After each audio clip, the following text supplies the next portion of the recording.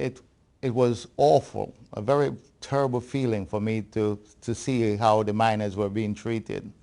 You know, regardless of, my feelings in those days is that I was not really a lover of or a supporter of Scargill, but I felt that some of the things he was saying was true.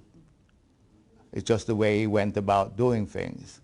But when the Thatcher government decided that they were going to take on the miners, you know, and at this time, we've come a long way now, Yes. yeah.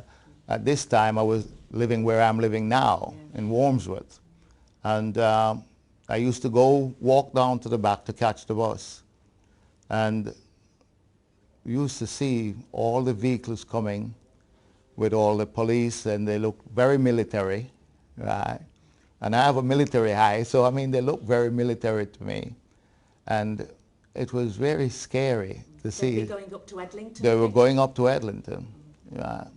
And I remember being, I was an inspector on the buses at this time. And I remember going to Rosington to pick up a driver because he hadn't responded to his starting time. So I left Leicester Avenue to go and pick him up. And it was during this awful period. And I got to Rosington, and it was about 5 o'clock, 4 or 5 o'clock in the morning. And there was this sea of troops or police people or whatever. And I couldn't see. You can imagine I had my vehicle light on, and I couldn't see them because all they had was like great spotlights pointing down the road. And one came up to me and asked me what I was doing in that area. So I told him. He said, well, go and do what you have to do and get out quickly. You know, and I thought I was in a war zone.